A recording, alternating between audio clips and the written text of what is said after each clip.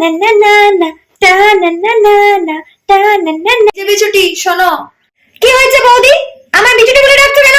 বিছুটি বললাম কেন মানে? তোমার নাম বিছুটি তাই বিছুটি বলছি।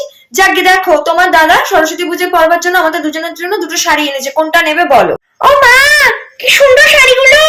আমি হলুদ শাড়িটা নেব। আচ্ছা হলুদটা নেবে, নাও ধরো। বৌদি দেখবে, এটা পরে আমি আরো বিউটিফুল লাগবো। জানতাম ওই হলুদ শাড়িটাই নেবে। এবার আমার প্ল্যানটাকে কাজে লাগাতে হবে। তুমি কি বিড়বিড় করছো? কিছু বিড়বিড় করিনি গো আমি। ভালোই হলো বাবা, তুমি হলুদ শাড়িটা নিয়ে নিলে। ভালো হয়েছে মানেটা কি বৌদি?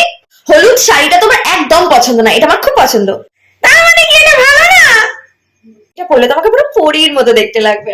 সরস্বতী পুজোর দিন সবাই আমাকেই দেখবে। আমি হলুদ শাড়িটা নেবো না, আমি লাল শাড়িটাই নেবো। হলুদ শাড়িটাই নেবে বলে তারপর এটা নেবে কেন বলছো? ফুল অ্যান্ড ফাইনাল, হ্যাঁ এরপরে চেঞ্জ করলে কিন্তু হবে না, কিন্তু বলে রাখলাম, ঠিক আছে? এই নাও। হ্যাঁ হ্যাঁ, হলুদ শাড়িটা দাও। কত শাড়িটা? ঠিক আছে। এই শাড়িটা পরে সরস্বতী পুজোর ছেলে পাঠাবো। একটা নম্বরের গাধা, বেশ হয়েছে।